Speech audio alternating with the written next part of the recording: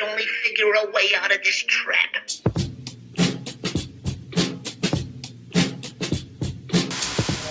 Rock Rite, chilling up in Seattle, representing that Lords of the Floor. But disappointed we got disqualified in the first round. But, that's how it goes. We got a team and shit. So we're here now. We're on our way to day 2. We're about to hold it down though. So hope y'all like it.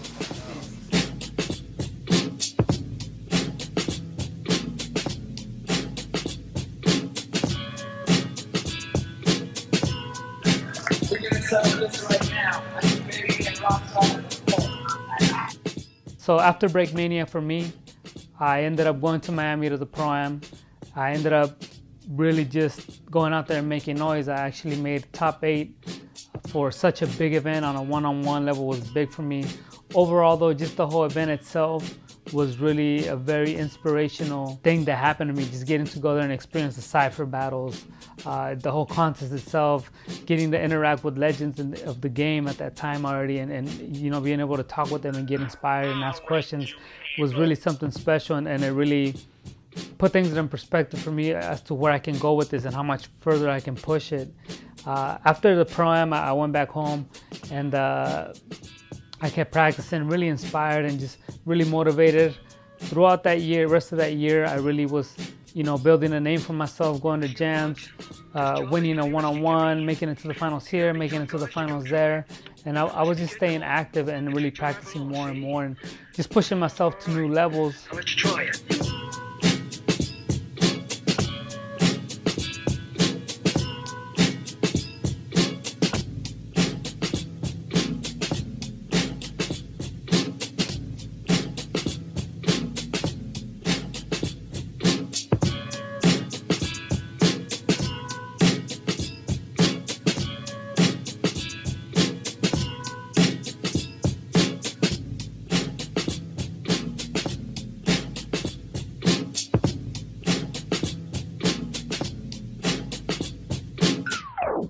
When I go into 2000, and 2000 was actually the year that I got in Renegades. I remember when I got down with them, they had already kind of seen me dance already, they see me battle, they saw what I was capable of doing.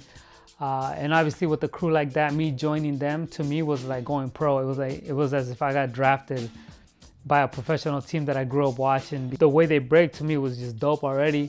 They started giving me advice and, taking me under the wing and really trying to help me guide and give me guidance and different things in dance.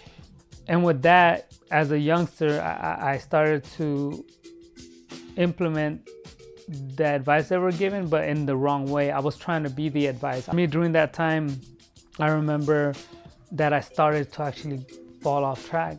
I started feeling like I was entitled to shit. I felt that I was entitled to be the guy at this event, getting flown out here, winning that, but I just felt that I was being overlooked, and that was just my ego make me feel as if I was already done and had done all this shit when I really hadn't done anything yet. I had built up all this anticipation around my name, and you go to this event and your performance is just underwhelming. You're just not executing or delivering anything at a high level within my style, and it just felt whack, and I felt so whack at the time. And when I started to really understand that it took a while to get out of that, it's hard. When you fall into that slump, it's a hard slump to get out of.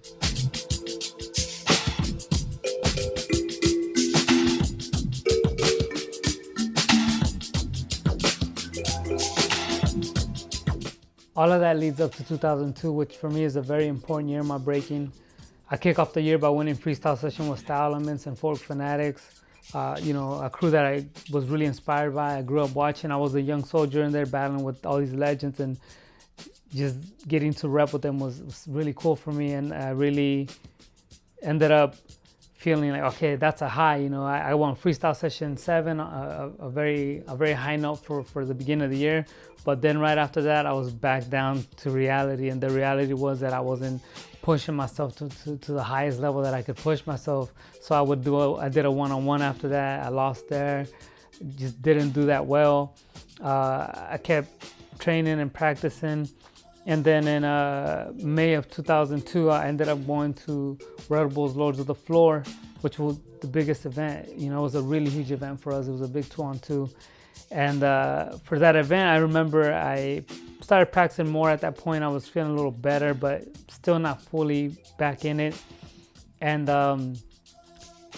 me and Wicket actually went out there to enter Lords of the Floor, and we fucking lost in the prelims. Not even the prelims to the top 16 or anything. We lost in the prelims of day one, the first battle. I mean, buy my own plane ticket, pay for the hotel, pay for food. You're doing all these things to go out there and put your name on the line, and you just lose in the first round. It was so discouraging and so disappointing for me. But it was a slap of reality. It was a reality check for me to let me know where I was. And that moment to me was a very huge wake-up moment, because as I sat there and watched the battles, I just told myself, like, I have the ability to do this. I have the ability to battle these guys. I should be in this battle. And just being disappointed, but also at the same time, I was inspired by the way that these guys were rocking. And I remember watching the final battle there and telling myself, one day I will be in the final battles for all these big events. I don't care what it takes. I'm gonna work hard. I'm gonna go back, and this is on. Like, I'm coming back. I'm gonna be in this shit.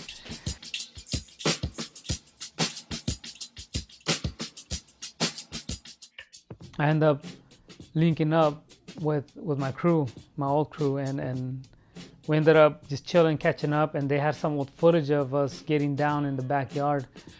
And when I watched that footage, that brought back the essence of what I represented. It woke me up to be reminded that this is the way you break, and this is what you do. And the advice that Renegades has given you, it's about taking that advice and incorporating it to that style of breaking that you have and that style of breaking that you've been doing. That style of breaking that I was doing looked so raw and natural to me. It just felt like it was me. And I had felt so disconnected already for almost 2 years that I couldn't find my rhythm, couldn't find my touch. That when I watched that, it reminded me of how pure, how raw my dancing just felt when I didn't have no boundaries, or I wasn't trying to meet somebody's expectation or try to please somebody that you admired, even though they put me down because they looked at me as somebody that had something special to represent that legendary crew. So it wasn't them, it was me not understanding how to utilize that influence and incorporate it in a good way to blend it all with my style. So from that moment on, I started to really change and go back, and I started refining myself. I started having fun at practice again. I started to feel creative. I started connecting a lot of the dots. Of course, after feeling off for so long, you have to recalibrate yourself to get in tune with what it is that you have been doing naturally years prior. And towards that year, I started really hitting some events and reaching the finals, making more noise for myself. So from then on, I started to be a little more strategic with when I battled, how I prepared for battles. That's the year that I really rediscovered myself and rediscovered my style again, and it really put me in the direction that led me to today. So that's why I wanted to share with you guys this story, because I think it is very important in breaking to be you and represent who you are. And of course, there's people that you look up to and people give you advice or input, but it's about still sticking to who you represent. And if those things fit the way that you like to dance, then of course you incorporate them and you break for you at the end of the day. And it's not about appeasing somebody's opinion. It's about you going out there and being the illest that you could be.